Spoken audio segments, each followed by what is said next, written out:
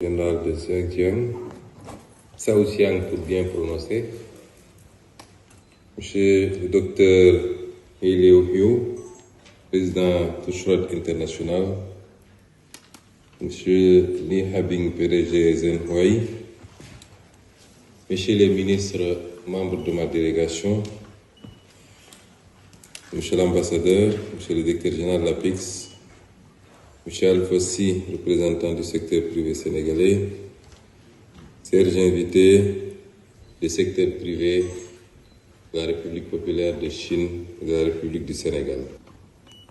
Mesdames et messieurs, nous sommes à la fois honorés et ravis d'être ici dans le cadre de cette visite qui revêt plusieurs niveaux et une importance variée, puisqu'elle nous permettra, là au niveau local d'abord, ce qu'elle nous a permis de démarrer par cette belle province du Shaoxiang, au niveau local qui nous permet de discuter avec ces autorités locales des perspectives de coopération entre la province, qui est l'une des plus dynamiques de Chine sur le plan économique, et la République du Sénégal.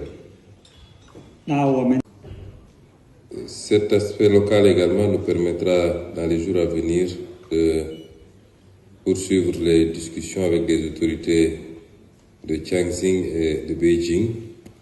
Donc la dimension locale de cette visite est importante.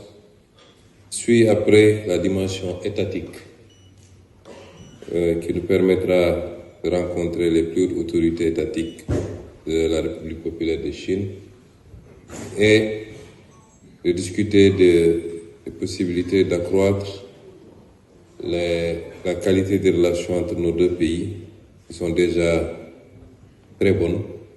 Une dimension internationale avec ce qui constitue la base de l'invitation, notamment le forum de Davos. Enfin, économique très prononcé, qui nous vaut cette rencontre aujourd'hui entre les différents secteurs économiques des deux pays et particulièrement les secteurs privés des deux pays. Et je voudrais dire à ces secteurs privés que la présentation qui vous a été faite tantôt par le directeur général de l'APIX et qui reflète les aspects les plus saillants, les plus catalytiques et les plus importants de l'agenda national de transformation du Sénégal. Je voudrais vous dire que l'acteur le plus important pour la réalisation de ce programme, c'est le secteur privé, qu'il soit national ou étranger.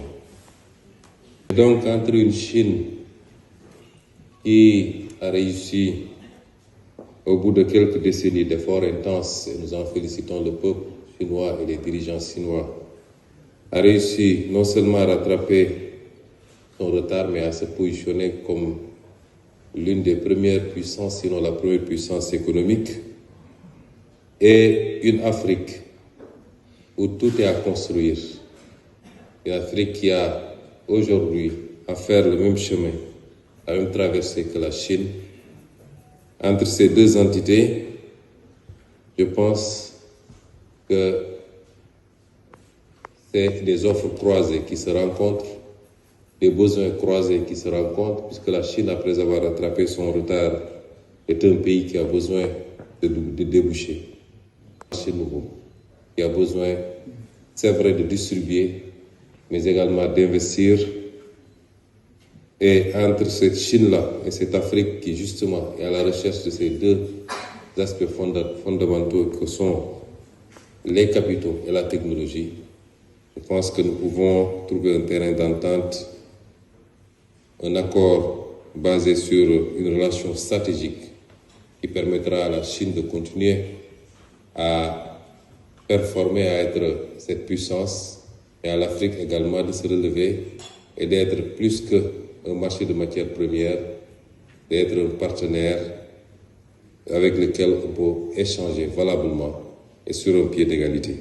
L'Afrique, vous ne connaissez pas bien l'Afrique. Quand on parle de l'Afrique, ils peuvent être amenés à penser que c'est un pays, un seul et même pays. L'Afrique, c'est plus d'une cinquantaine de pays, avec des réalités quelquefois diverses, éparses, avec un niveau de construction sociopolitique, un niveau de développement économique qui peut être très différent d'un pays à un autre, d'une zone à une autre, mais qui a la particularité d'être construit autour d'ensembles sous-régionaux.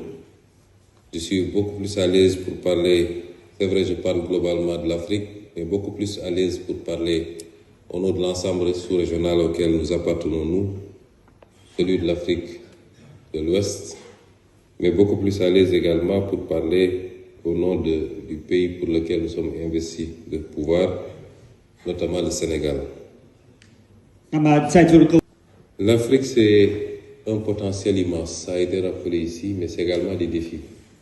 Le potentiel, on le connaît en termes de ressources naturelles, de démographie, de ressources humaines également, mais c'est également des défis, nous les connaissons, parmi lesquels le défi sécuritaire, le défi de la stabilité politique et le défi de l'organisation étatique.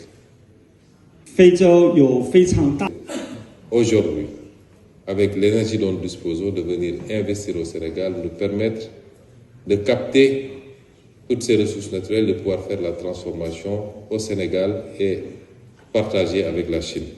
Comme monsieur le traducteur s'est perdu à coup de route.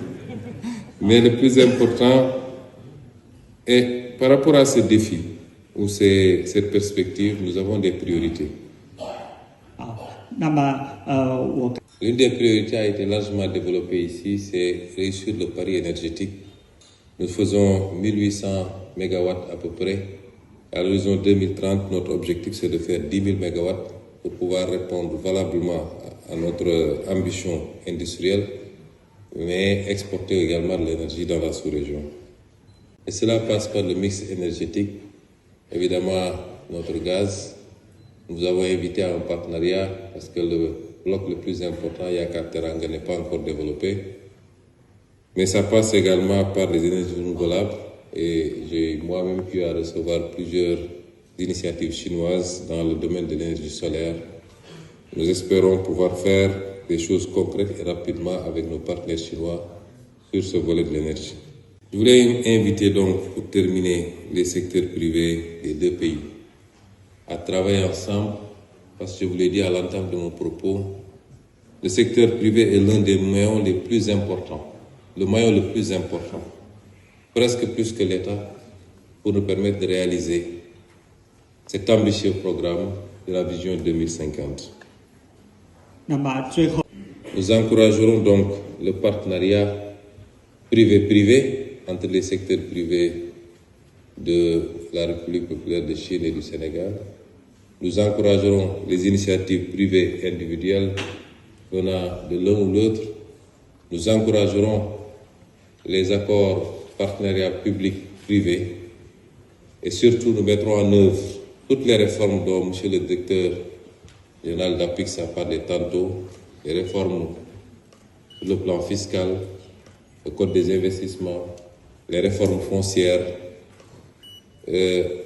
toutes les réformes qui doivent accompagner ce processus et pour permettre à l'investisseur d'être à l'aise dans notre pays, d'avoir un investissement sécurisé, un retour sur investissement, parce que vous travaillez pour gagner, tout en faisant gagner le pays. Nous vous attendons donc impatiemment au Sénégal. Vous y serez à l'aise. C'est un pays réputé être un pays d'hospitalité. Son second nom, c'est la Teranga, qui en Wolof veut dire hospitalité. Nous vous invitons massivement à venir participer à l'œuvre de construction de notre développement, qui sera également une œuvre de construction du développement de la Chine, parce qu'on parle de prospérité partagée. C'est la philosophie même du président Xi Jinping. Et nous comptons sur votre clairvoyance, la vision de la Chine d'un monde multipolaire, d'un monde où les richesses sont mieux partagées et d'un monde où la collaboration base sur le respect mutuel, sur le gain mutuel également,